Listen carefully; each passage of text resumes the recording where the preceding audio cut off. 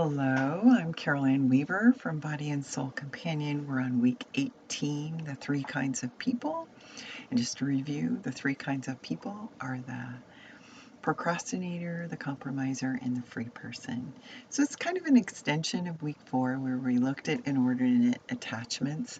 But this week we're not like looking at every single inordinate. Hopefully you cleared out a lot. But this is just looking at what are the remaining things that keep you from full service and praise of God? Are you kind of compromising because, you're procrastinating on doing something about that thing you're holding on to or whatever? Or are you, are you doing other things like compromising? Are you doing other things like that? Yesterday in our meditation, he was compromising. The rich official came to Jesus and Jesus said he knew what the thing was. It's not that riches are bad, but Jesus knew people's hearts. So he knew what the thing that he was holding on to was his riches. He knew that was his thing he wasn't willing to give up. So Jesus said that.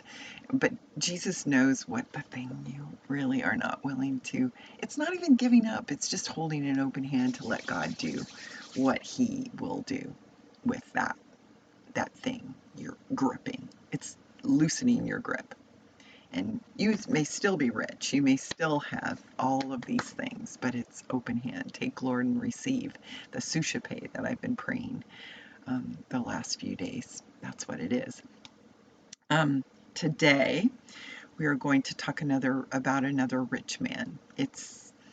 We do that. Oh, did I talk about the compromise? So how the rich man was compromised. I didn't finish my thought. How the rich man was compromising was he was like fulfilling all the commands. I'm doing this, this, and this. Yeah, I'm doing all that.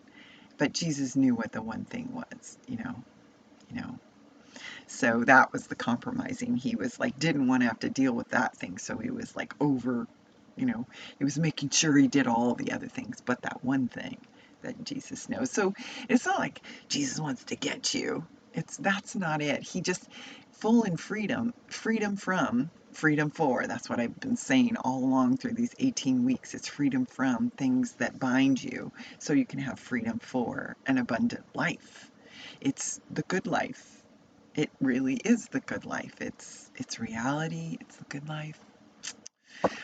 And we all have it. And that's why the examine is really important, because we all have daily things that we need to kind of work through with God. Like last night, I had something. And it relates to that inordinate attachment that I have to the approval of man, or to be included and to belong. For me, it's like it can be a compulsion to want to be wanted and loved and included. So last night something happened. So it's not like it's never going to be, but it's something like, oh Lord, this is where I need to keep opening my hand with you. So it's not like it's going to like poof, go away. That's why the examine prayer is so important, because you're looking at consolation and desolation. Like, where did I feel? And why did I feel that way? And having that conversation with God about why I felt certain ways. And so I had to have a conversation with God about last night, something that happened. So I'm still conversing with him about it. Okay. And it wasn't a major thing. I think God just wants to be with us in the details of our lives. He's not this, he's not I don't believe in deism. He didn't like create the world and then look from a distance and it wasn't it. He's very involved. He wants to be very involved. That's why he sent his son. So we're going to look at Luke 12, and I have the Passion Translation. It's Luke 12, 16 through 21. Yeah, there's 16. It's very small numbers in my Passion Translation. I need to get a large print because I can't read them. So let's close our eyes and breathe slowly. And recenter our scattered senses on the presence of God.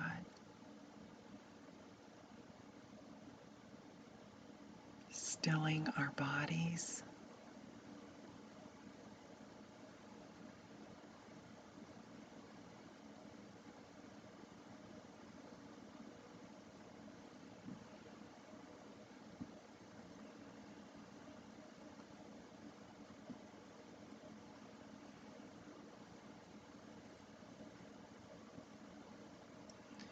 and stilling our minds.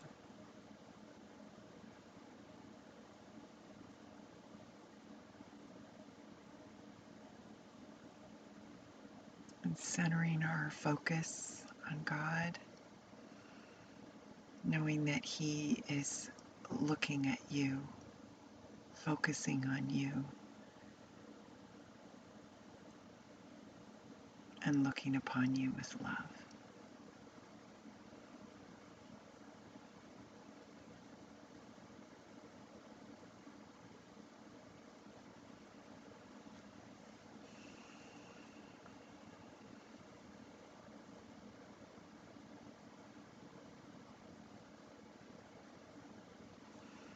Lord, we pray that more of our day would be directed to your service and praise. And we seek the grace to make choices because we are interiorly free from any attachments that would inhibit your will in our lives. Lord, help us to choose what is more for your glory and service of others.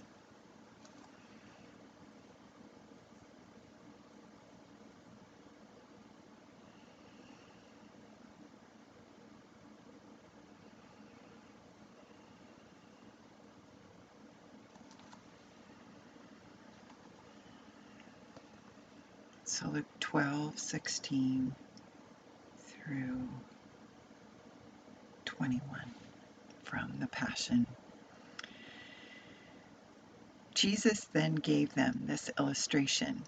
A wealthy landowner had a farm that produced bumper crops. Every year the harvest was so great, it filled his barns to overflowing. He thought, what should I do now that every barn is full and I have nowhere else to store more? I know what I'll do. I'll tear down the barns and build one massive barn to hold all my grain and goods. Then I can just sit back, surrounded with comfort and ease. I'll enjoy life with no worries at all. God said to him, what a fool you are to trust in your riches and not in me. This very night the messengers of death will demand to take your life. Then who will get all the wealth you have stored up for yourself? The same thing will happen to all those who fill up their lives with everything but God. So let's sit with that reading.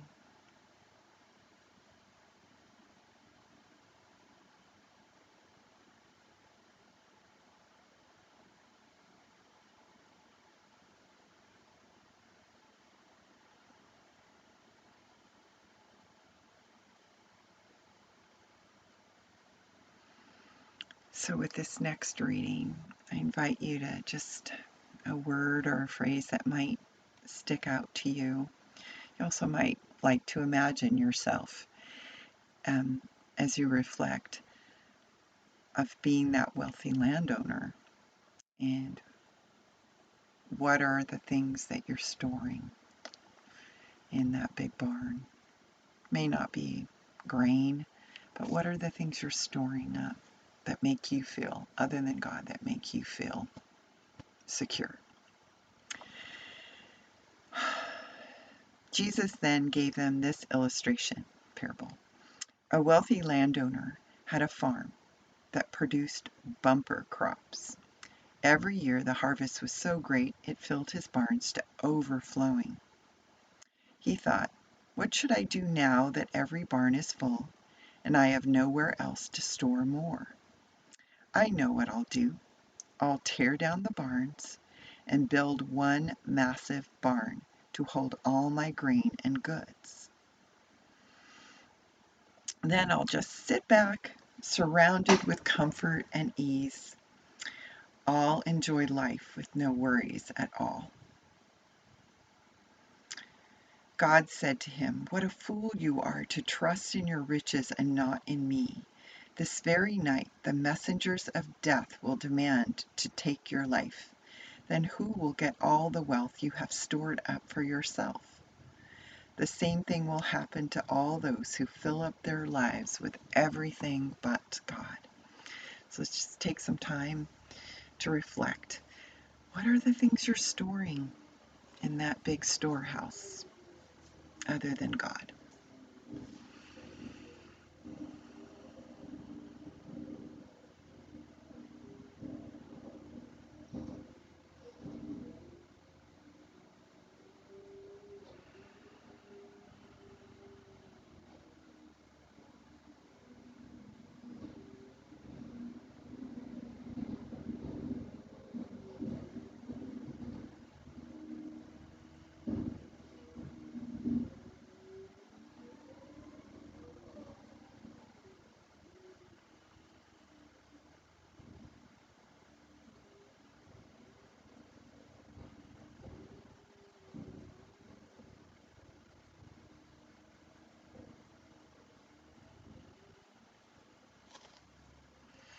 Take more time, turn off the video if you need more time. With this next reading, you'll have an opportunity to respond in prayer to God. Jesus then gave them this illustration. A wealthy landowner had a farm that produced bumper crops. Every year the harvest was so great it filled his barns to overflowing. He thought, what should I do now that every barn is full and I have nowhere else to store more? I know what I'll do. I'll tear down the barns and build one massive barn to hold all my grain and goods. Then I can just sit back, surrounded with comfort and ease. I'll enjoy life with no worries at all. God said to him, what a fool you are to trust in your riches and not in me. This very night the messengers of death will demand to take your life. Then who will get all the wealth you have stored up for yourself? Good question. The same thing will happen to all those who fill up their lives with everything but God. So I'm going to read that last line. The same thing will happen to all those who fill up their lives with everything but God. So let's just sit and have a conversation with God about that.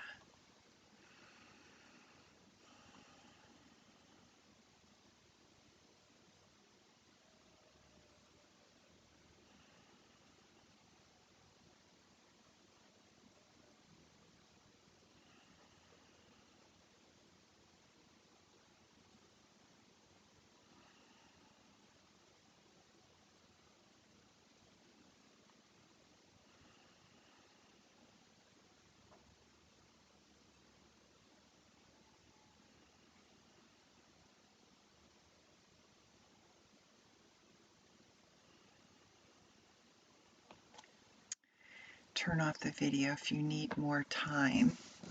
I think what I'm going to do is read this last time in the Lectio cycle in the message, just for a little bit of different take on the passage. It's Luke 12.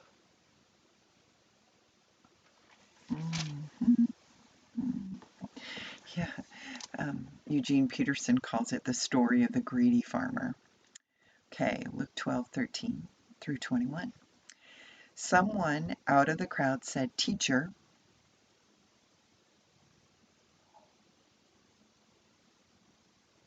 oh, wrong one. Wait a minute. Oh dear, which one am I on? Oh, boy.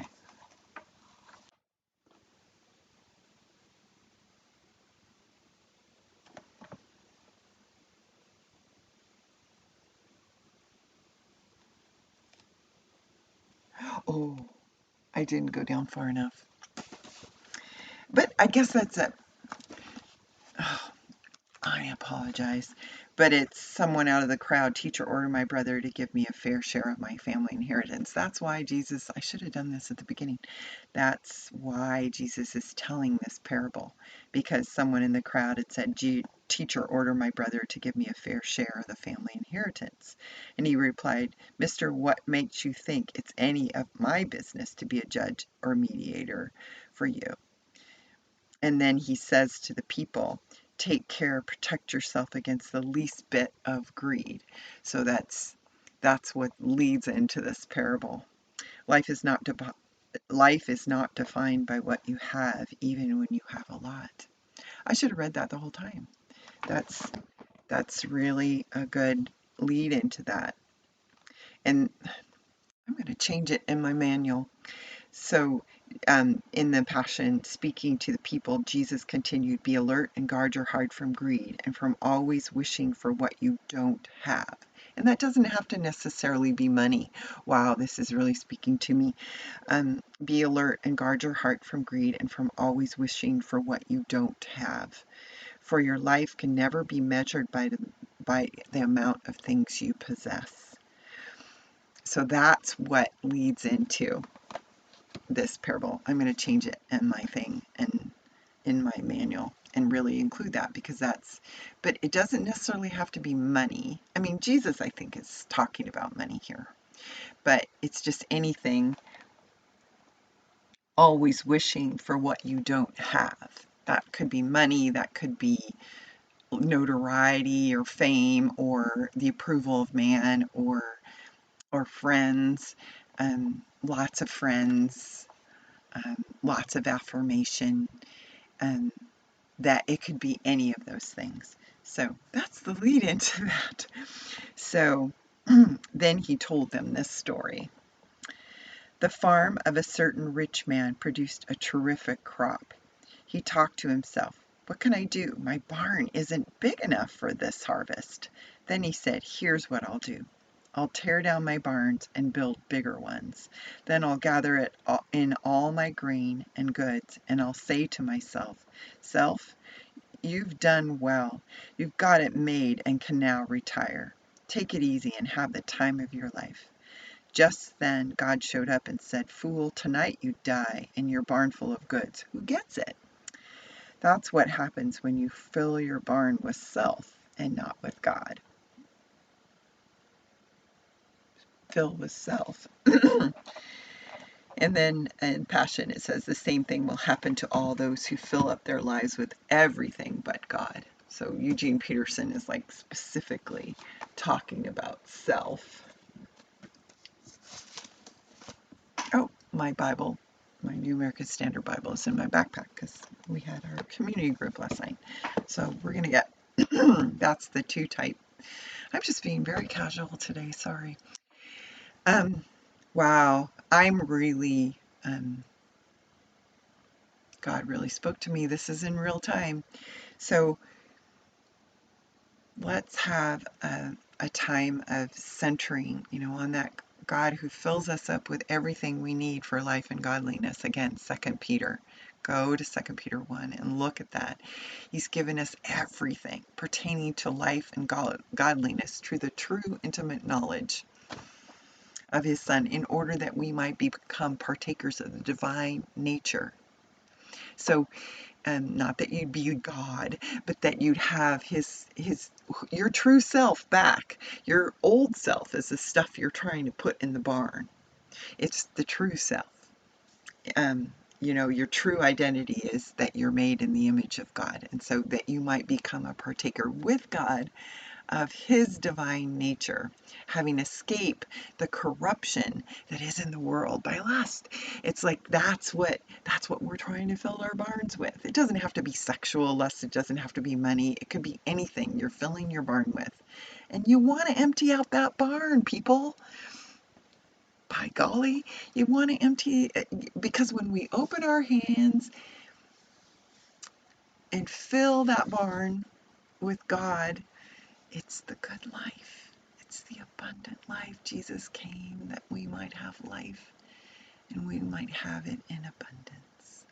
So with that, focusing all your gaze on your abundant, generous, good God.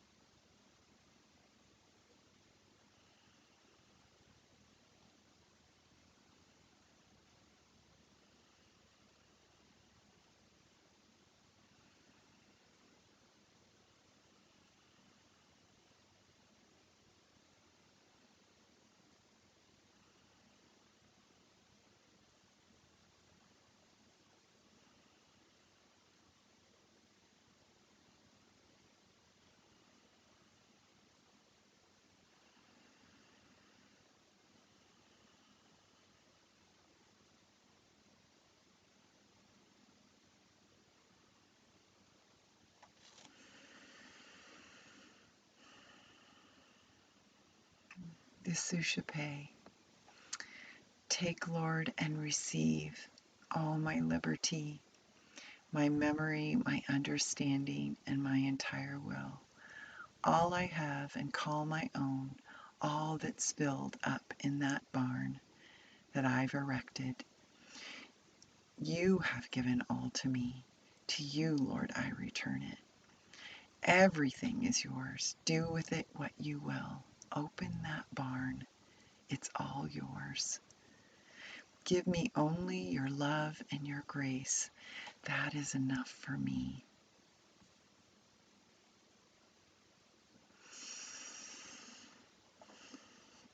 So you'll have more time to just process all this. For me, it's not about riches for me, but it's just even related to something that happened. And as I was praying, God just really spoke to me about, Carol, you need to get away with just me. Because I have an inordinate attachment to connect with people, to be included. And I was excluded from something. And I found out about it, something that happened Saturday night. And all the people were talking about it Sunday night, about how much fun they had, not thinking about the fact that they didn't invite me, even though they know I've always wanted to go to that place. So, but that's an inordinate attachment. That's wanting to be included. It's part of my barn. That's part of my barn. And sometimes when I have that compulsion to connect and to be with people, God was saying to me yesterday morning that I needed to get, every other month I get away and I spend a day of prayer. And a lot of times I just go to the library for the day, but I felt like God was saying yesterday that I need to go to a retreat center and spend a couple nights with him, just me and him. And just to sometimes I need to detox from that intoxicating connection with people. So that's what I'm processing with my candle or with a walk outside. Oh, it's getting light. I can do it. I think it's raining though. But that's what I need to process. So I just wanted to share it doesn't have to be riches. It's whatever you're holding on to and not letting go of, and whatever you're filling your barn with. And God wants to take out, it's like a manure-filled barn, really. He wants to take out the manure and fill it with really good things. Yes. There was something else. Yeah. So I think that's all. So walk away, have more conversation. Hopefully my sharing with you just to see that you can think of, where am I procrastinating, compromising, and where am I free or unfree? That's a big thing to always think about when praying through the exercises. Be blessed.